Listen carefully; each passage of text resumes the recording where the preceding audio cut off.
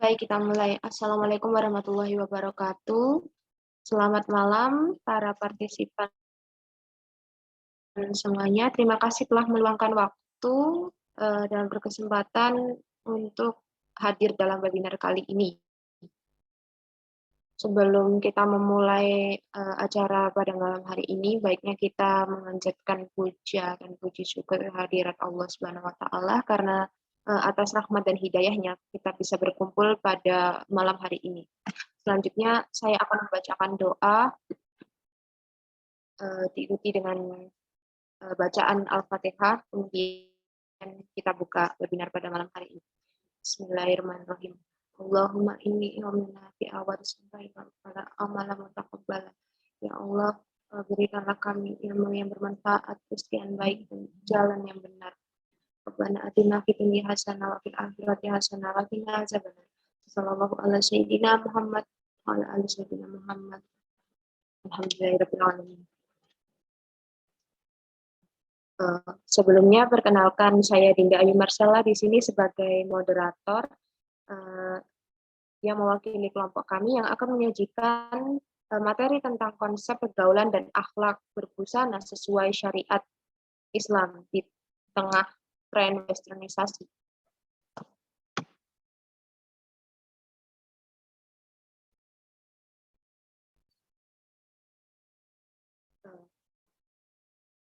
Kelompok kami yang beranggotakan Desi Eka Agustina, Devani Putri Herianti, Ilamaya Safitri, Dinda Ayu Marcella, dan Dini Febriani sebagai pemateri.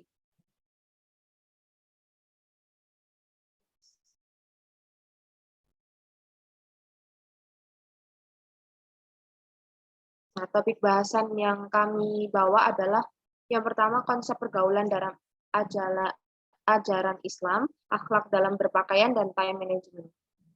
Selanjutnya materi akan dibawakan oleh pemateri satu. Silakan pemateri satu, waktu dan tempat dipersilakan.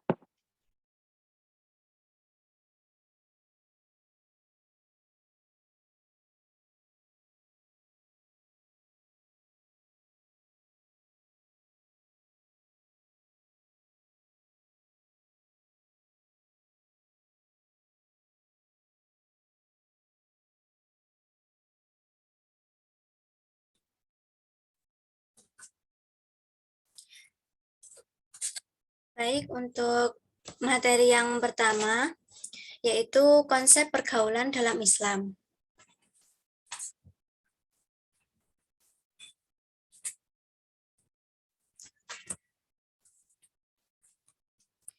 Jadi, Islam adalah agama yang mulia dan agama yang rahmatan lil alamin, yang mencakup segala aspek kehidupan dari yang terkecil sampai yang terbesar. Jadi, dalam Islam ada beberapa etika yang harus dipenuhi dan hal ini disebut etika Islam. Etika Islam adalah etika yang dilandasi oleh hukum Islam dan mutlak mengikat semua umat muslim terutama dalam pergaulan. Sebagaimana tercatat dalam Al-Quran, surat Al-Qalam ayat 4, yang artinya, sesungguhnya engkau Muhammad berada di atas budi pekerti yang agung. Jadi masa remaja adalah masa peralihan, di mana di fase ini, seseorang itu mulai ingin mencoba hal-hal yang baru. Dan alangkah baiknya untuk menanamkan akhlak mulia dan beretika agar terhindar dari sikap amoral sehingga menciptakan generasi penerus bangsa yang bermoral sekaligus menjadi panutan bagi umat beragama lainnya.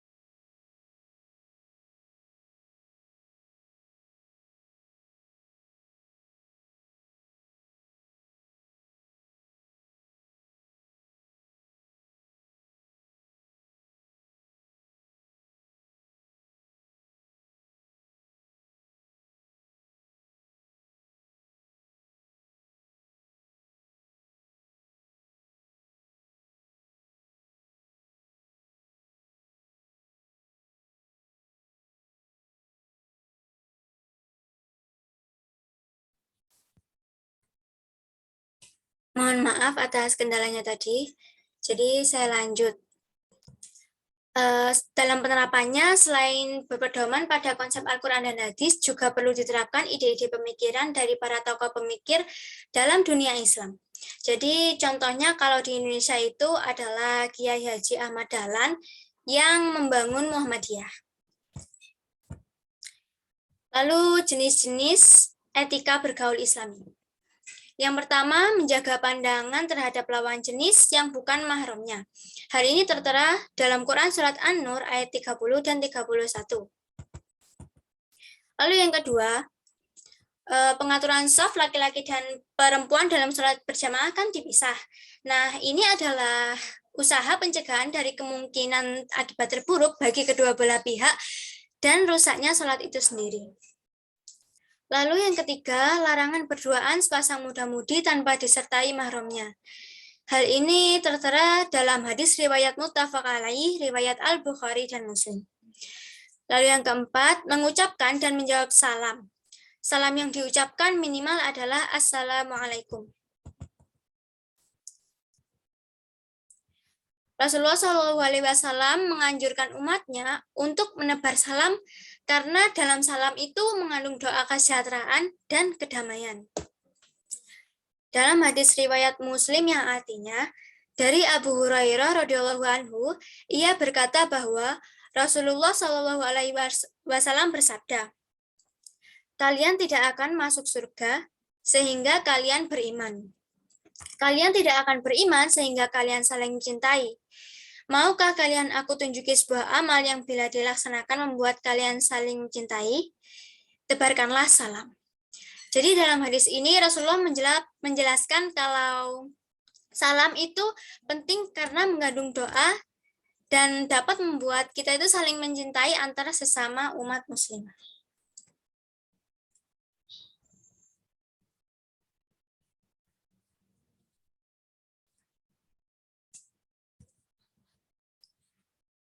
Lalu, bagaimana dengan salam terhadap non-muslim? Dalam hal ini, Imam Al-Mawardi, sebagaimana dikutip oleh Imam An-Nawawi, membolehkan lafal Waalaikumsalam tanpa warahmatullah sebagai jawaban salam bagi non-muslim. Tapi, pandangan ini sangat lemah. Pandangan ini, kata Imam Nawawi, bertentangan secara umum dengan hadis riwayat Bukhari dan Muslim berikut ini. Yang artinya, diriwayatkan di Sahih Bukhari dan Muslim dari Anas radhiyallahu anhu, ia berkata bahwa Rasulullah SAW bersabda, "Jika ahli kitab mengucap salam kepadamu, maka jawablah waalaikum."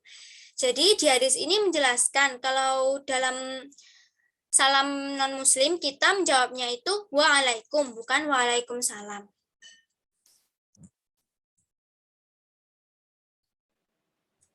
Untuk yang selanjutnya akan dijelaskan oleh teman saya. Baiklah, selanjutnya akhlak dalam berpakaian.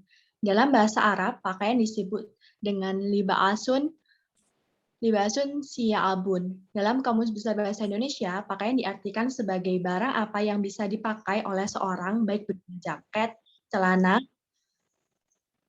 sarung, selendang, kerudung, baju, jubah, dan lain sebagainya.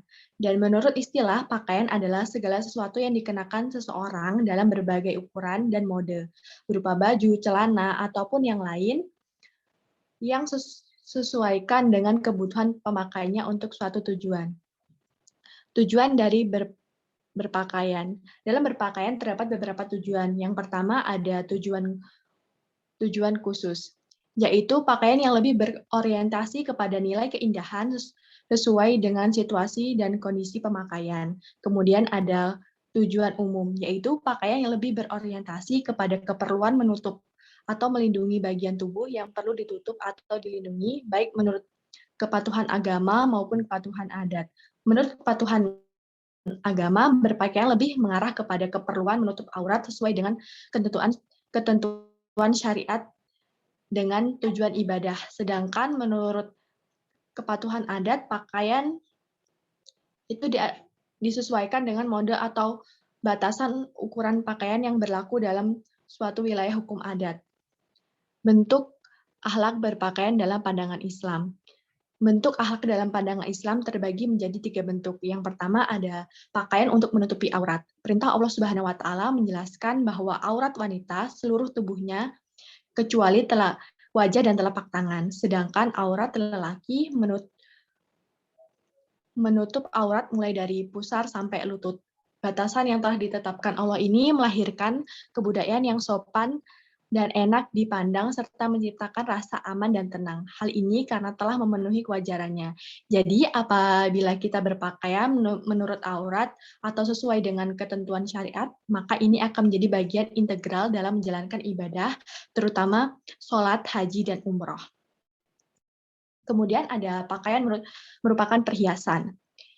Setiap manusia diberi kebebasan untuk menentukan model pakaiannya. Namun Allah juga memberi batasan berpakaian bagi seorang muslim. Hal ini dijelaskan dalam firman-Nya yang artinya, wahai anak cucu Adam, sesungguhnya kami telah menyediakan pakaian untuk menutupi auratmu dan untuk perhiasanmu. Tetapi pakaian takwa itu yang lebih baik. Demikianlah tanda-tanda kekuasaan Allah, mudah-mudahan mereka ingat. Al-Quran Surat Al-A'raf ayat ke-26.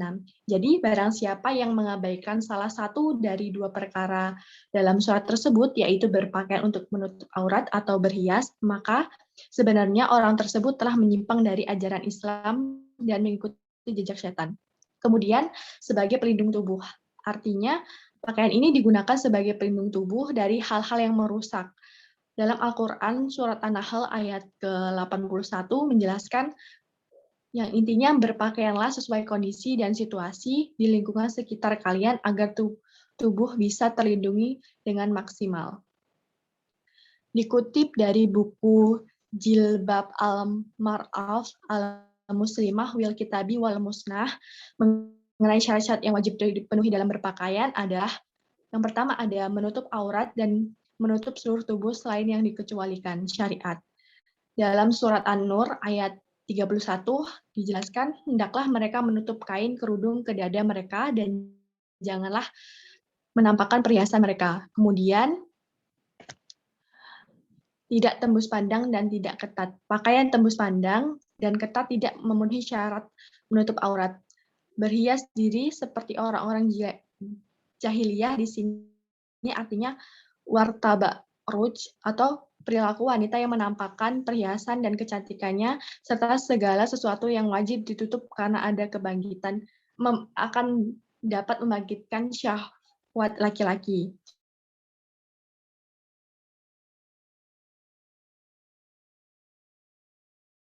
Yang artinya barang siapa yang memakai pakaian yang berlebih-lebihan, maka Allah akan memberi pakaian kehinaan pada hari akhir nanti. Kemudian yang keempat ada wanita tidak menyerupai laki-laki dan laki-laki tidak menyerupai perempuan. Maksudnya pakaian yang khusus untuk laki-laki tidak boleh dipakai wanita, begitu juga sebaliknya. Kemudian yang kelima ada menutup tubuh bagian atas dengan tudung kepala. Tudung yang seharusnya dipakai hendaknya syarat yaitu menutupi kepala dan rambut, tengkuk atau leher dan juga dada. Kemudian tidak menyerupai pakaian khas orang kafir atau fasyik.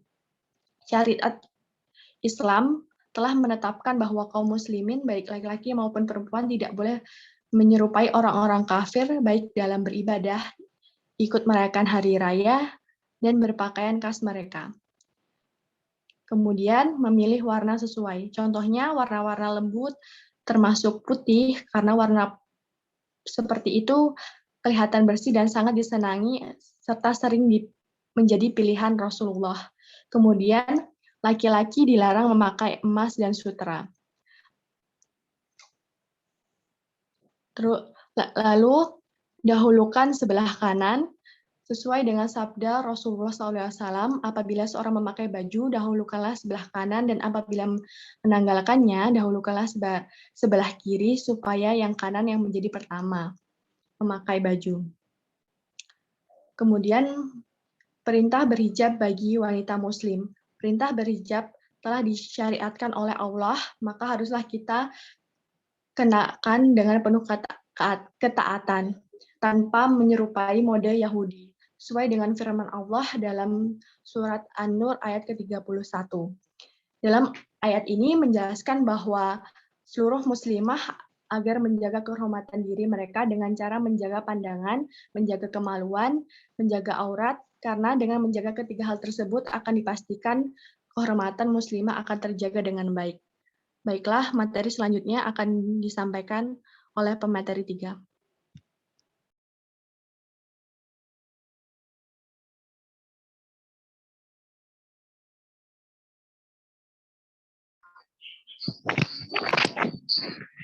Baik, yang selanjutnya adalah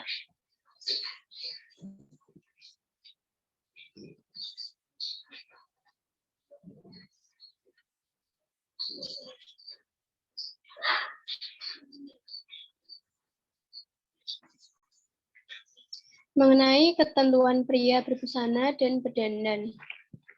Untuk kebersihan dan kebutuhan diperbolehkan selama dibutuhkan dan tuntutan pekerjaan. Yang kedua, tak berlebihan. Diperbolehkan memakai wangi-wangian namun tidak boleh berlebihan. Yang ketiga, ada tidak menyerupai perempuan. Yang keempat, ada tidak memakai sutra atau emas. Karena untuk pria itu diharamkan. Kemudian ada implementasi berpakaian menurut Islam dalam era globalisasi. Kemajuan teknologi seperti ini bermunculan model-model dan tren baju bagi muslim pria, wanita yang tidak kalah modern. Bahkan banyak wanita yang memakai kerudung dengan baju tertutup dan gaya yang sepadan. Dengan begitu tidak ada lagi istilah ketinggalan zaman. Bagi kaum muslim yang berbusana menurut kaidah Islam, tidak semata-mata mengikuti tren, tetapi berpakaian muslim karena Allah.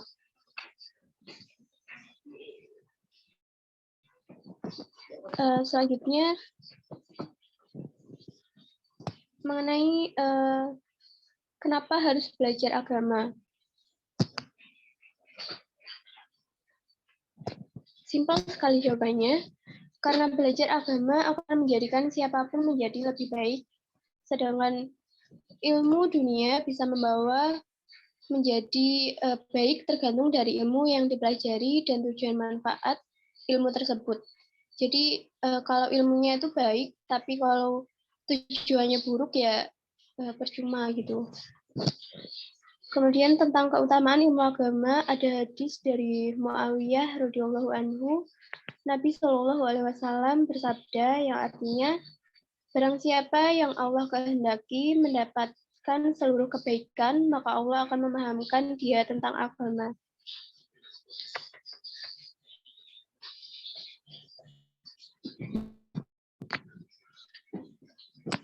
Kemudian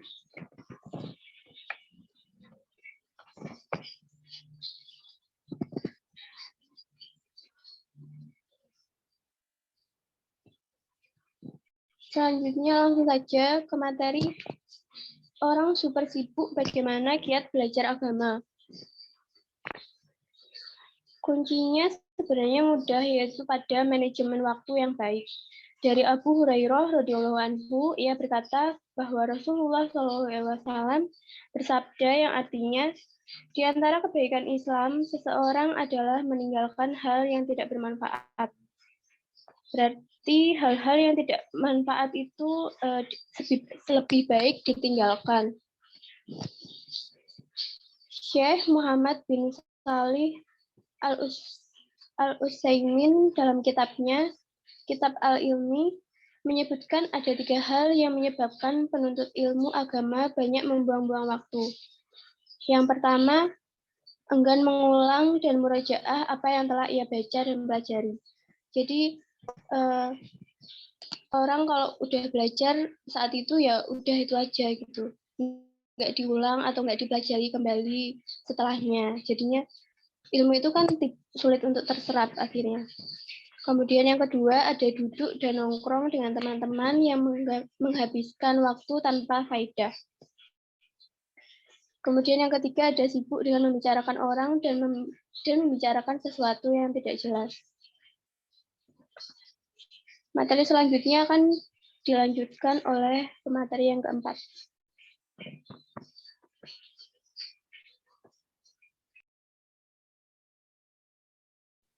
Baik, lihat manajemen waktu. Buat batasan waktu untuk setiap aktivitas di setiap harinya. Misal berapa lama waktu tidur dan berapa waktu lama untuk kegiatan yang lainnya. Yang kedua yaitu yang sangat membantu dalam manajemen waktu adalah meninggalkan aktivitas yang sia-sia dan berlebihan dari yang sewajarnya. Slide selanjutnya.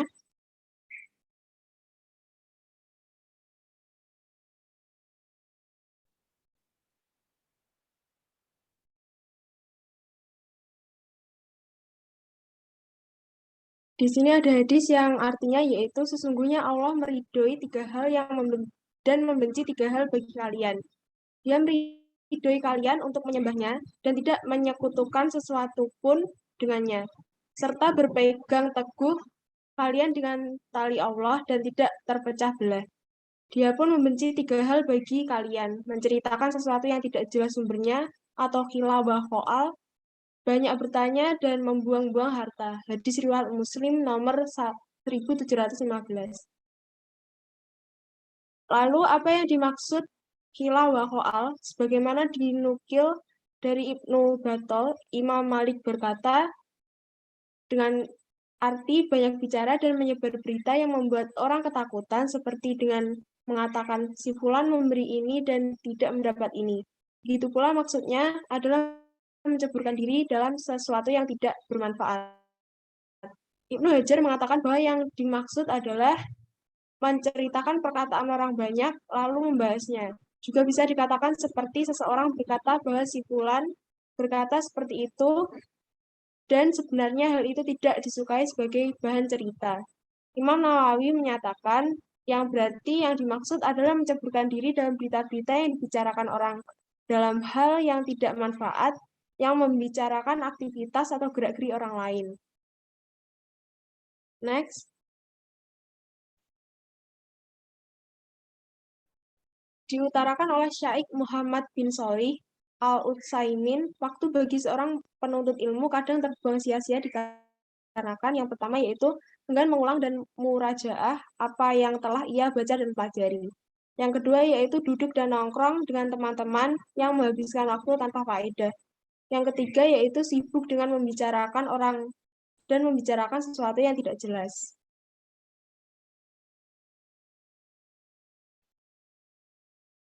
Selanjutnya yaitu jangan punya kebiasaan menunda-nunda berkata, nanti saya.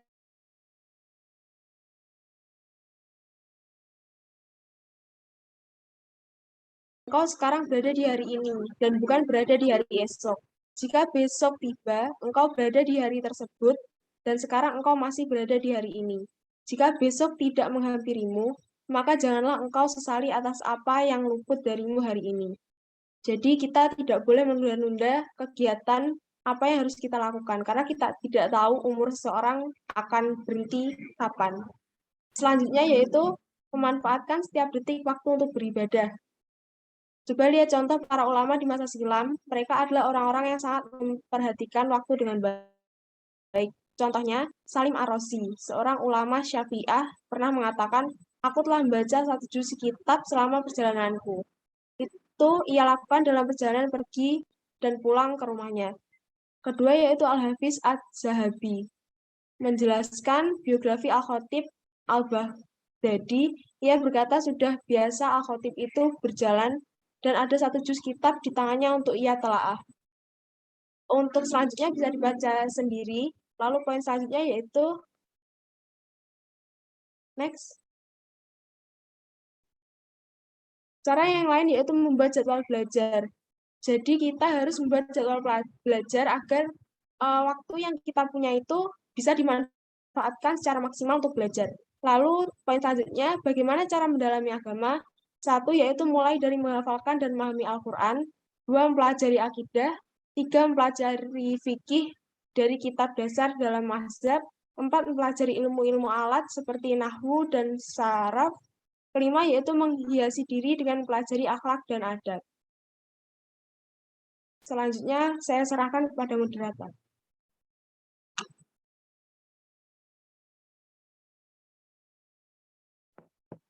Baik, sekian penyaji materi dari kami. Dapat disimpulkan bahwa yang pertama adalah konsep pergaulan, yaitu tidak berdekatan dengan lawan jenis yang bukan mahramnya, kecuali dengan mahramnya, termasuk dalam pacaran atau hal yang sebagainya. Kemudian konsep berpakaian yaitu menutup diri, dan wanita memang wajibnya berhijab, gitu pun yang lelaki, karena kita berpakaian untuk Lalu yang selanjutnya yaitu kiat manajemen waktu. Jangan pernah melakukan hal yang sia-sia. Lebih baik dilakukan waktu tersebut untuk ibadah dan mendekatkan diri kepada Allah. Baik, karena mungkin adanya keterbatasan dari fitur Zoom kami, jadi sekian webinar dari kami. Mohon maaf bila ada kesalahan. Terima kasih teman-teman yang sudah hadir pada malam hari ini. Semoga bisa menjadi pahala bagi teman-teman semuanya. Kami pamit undur diri. Wassalamualaikum warahmatullahi wabarakatuh. Waalaikumsalam warahmatullahi wabarakatuh.